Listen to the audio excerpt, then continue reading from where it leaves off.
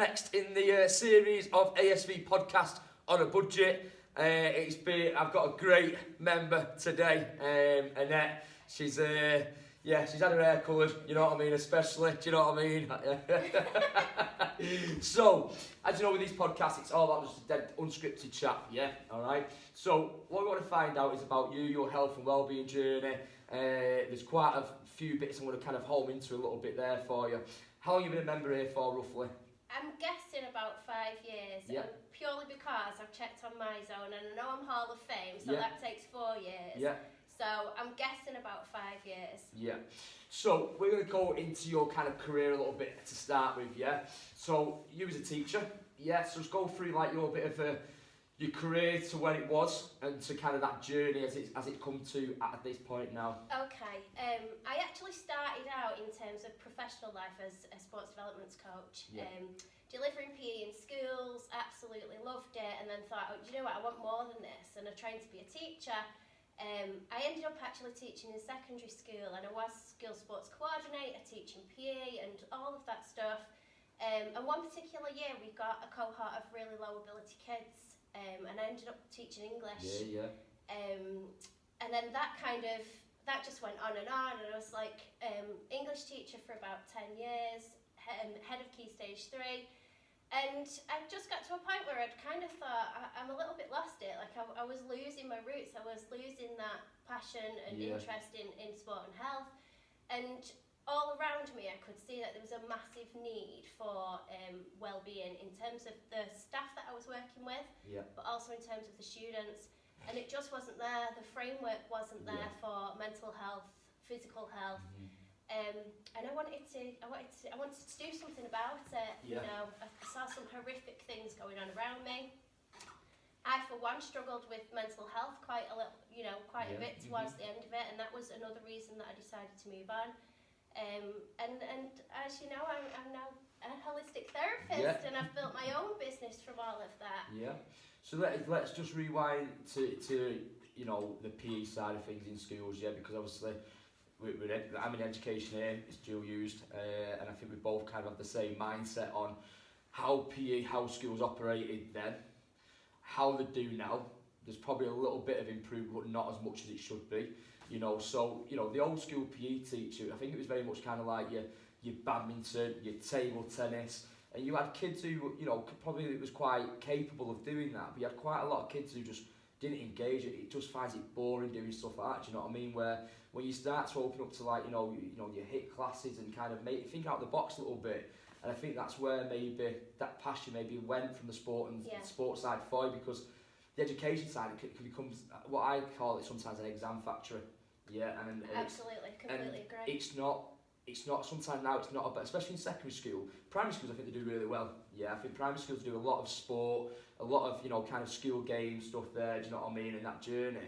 But when you get to secondary school, I feel like it's just an exam factory where it's all about data and you're just a grade. And I think the industry needs to change, the education needs to change to incorporate that well-being, that wellness approach, physical but also mental as well. Absolutely. When I first started teaching, it was PE was games, and you played netball, you played basketball, and I was lucky because I was that kid who was on every sports team and absolutely loved it. But not all kids are like that, and I think what needs to happen and where we are kind of moving to is much more about holistic health and well-being in school. Learning how to nourish your body, learning how to look after your mind, learning how to physically kind of pick yourself up and look after you. I'm very lucky because I know you've seen me teaching in this particular school, so I know how the school uses this facility, and it's fantastic. But I think people forget that kids suffer with mental health. They suffer with body issues. They do have body dysmorphia. They do struggle with body perception. And all of that is about being physically fit and healthy and having a healthy mind as well. So I do believe that in terms of PE, it has to be much more sort of lifestyle education, not just are you good at games. 100%. I think it's like you said there, the traditional, the kind of badminton and table tennis, it just do not engage those kids. And I think when you look at like your GCSEs now, anxiety for a lot of those students are through the roof, and I think more so now than many years ago. I think it's kind of like mental health for me. I think people deem it as a bad thing, and it's not, because physical health and mental health, you've got good times, you have bad times. It's like, right, what are your coping strategies? Yeah. If you want to lose weight, then you need to exercise, you need to do the nutrition. Your mental side, it's like, right, how can we build up them coping strategies? How can we become more resilient? And I think that's where, that holistic approach with young people now, when they're coming up to exams, and even to the point where, even like with primary schools with SATs, you've got kids now stressing out about SATs. Now these kids are like, what? How old are the kids now? 11-year-old, 10, 11-year-old, and they're stressing about SATs. And that's no good if they're stressing at that point in their life, because when they get to a teenage person, the hormones are kind of going all over the place, and that's when I think a lot of these kids then really kind of struggle and hit them barriers there. I think, like you said, with the holistic side, it needs to be in schools more, but it certainly does. There's so much out there about how to look after your body, move more, eat the right foods, but there isn't so much about that, with mental health in terms of when it goes wrong, what do you do? And a lot of people even find it difficult to accept that they do need help and to ask for help. I mean, I've got a son who's in year 11 about to go through GCSEs, and I've seen what's happened to him. But I remember when he was in year 6, and for the first time ever, he said, "Mummy, I don't like school," and it was because of the stress of SATs. And it's just. It kind of takes the kid out of being a kid. Yeah, it shouldn't be happening. Like nobody should ever be stressing about exams and stuff like that. No. So let's bring it to you then now. So obviously, I know what you do in terms of the holistic side, and I follow your pages and that. When you're going through a bit of a challenging time, your mental health, what do you do? What's your coping? People watching out there now, what's your coping strategies for Annette? For me, it's structure. If I have a couple of sedentary days, not really getting up too much, not particularly eating well, I just kind of snowballs and I feel worse. So my coping strategies are like structure. So, and as you know, because I've sent these to you many times, I will literally sit on a Sunday and plan my week out, what my exercise is going to be, what the food's going to be, where I'm going to go, get myself outside. And it doesn't always go to plan. I don't follow it rigidly, but I follow it to the best that I can. And it's about getting up and moving. I think the worst thing for me is to be sat on the couch all day. I think it's important that when you said that, you can write this great plan out, and anybody can write this great plan. Dead easy to write the plan, but to actually implement it and kind of follow through, it's difficult. There'll be days where you've just not hit that target, but then you can't beat yourself up because you've got to be realistic. And sometimes things come up, you've got to work around the kids, you've got to work around cooking, cleaning, the husband or wife coming home, whatever jobs Caroline's given to you've got to get all that kind of stuff done first. Or sometimes you might just not feel like doing a hit step and you want to do kettlebells instead, but as long as you actually are moving and you're consciously trying to nourish your body with what food you're eating and rather than just kind of sitting and surfing, I think that's the worst thing for me personally. Definitely, and I think I think definitely during COVID lockdown, a lot of people have sofa surfed, should we say, and kind of box sets and all that kind of stuff there, and I think sometimes you get a bit in a rut with it, and I think then you get that point where you feel a bit crap about yourself, a bit kind of lethargic, do you know what I mean? And I think that's where you get to that point where there's there's that point and there's your coping strategy, do you know what I mean? If not, you could then carry on going down the not so good road, should we say, and obviously get to a point where it then snowballs. And I think just having that thing right, I need to get up, I need to do this. And get outside. I mean, I've had someone message me today and they said, I'm reaching out, I'm having a terrible day, and I said, just go outside, just go for a walk for 10 minutes, get 10 minutes on your own, get outside, clear your head. And I think, obviously we're shut at the moment, but when we do open, it's not always about coming to the gym. You don't need to always come to the gym because you've got the outside. You could go for a walk for 10-15 minutes, you know what I mean? And you find a place, you find a route, and just have that kind of, you're getting the physical activity, but you're getting that headspace as well, so. It's important. I mean, I've plenty of times I've had a terrible day and I've come down to the gym. Yeah. In fact, I remember once having a really bad day and I got myself out on a run and I happened to be running past the gym, and mid-run I was like, oh no, I'm just going to go to the gym instead.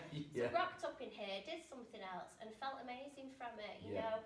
And I think what's special about this gym is, however you're feeling, you can come in and you can kind of vibe off that. Whether you want to, you know, something to lift you and be around people, you know, like shaking your sass in Zumba, or whether you just want your own little zone on the weights or whatever, like there is something here with whatever's going on in your mind, you can find it in here. Yeah, and I think, like you say, when you've trained when we you know, pre-COVID, you had that balance. You had your group exercise classes you went to, where you did your Zumba and you did your kind of clubber-size and that. You know, you did the PT sessions there. You train with, you know, you train with all the staff over at a certain point with a bit of resistance work.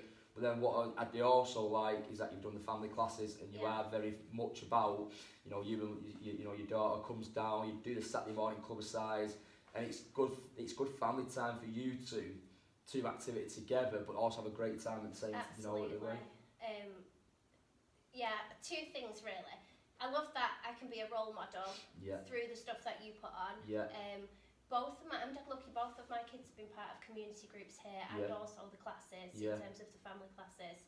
And also, I don't know what I was going to say, what would you say to me?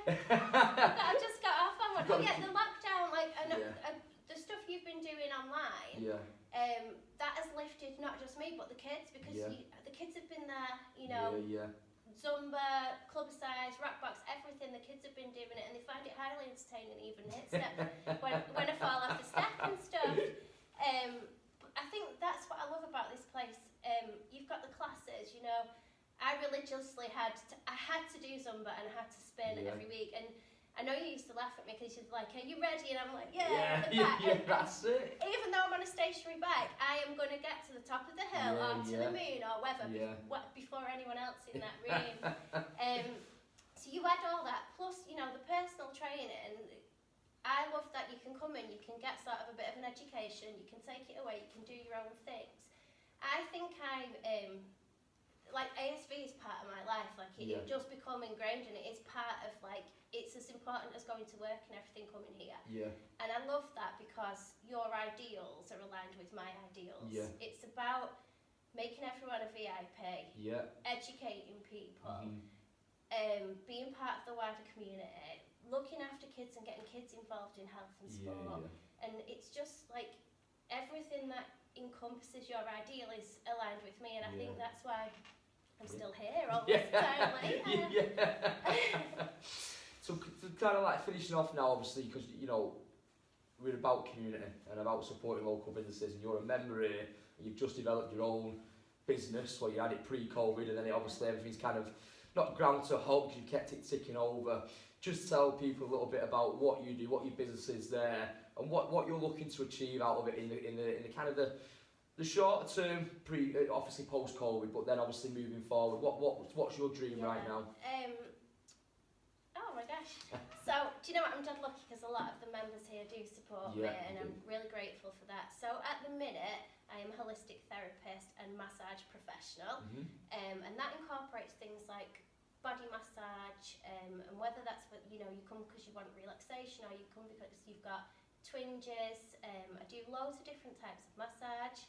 I do holistic facials for those that don't want the body work, they just want sort of the head clearing. I do meditation, Reiki.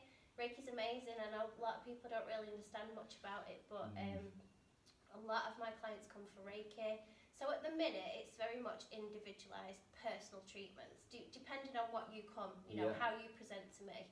And I think what people like about coming to me is, like, I'm all about you and that's your time, and I totally tailor what I'm doing to you in that moment.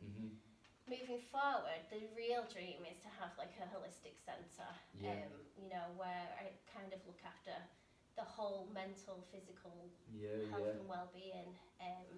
Fingers crossed.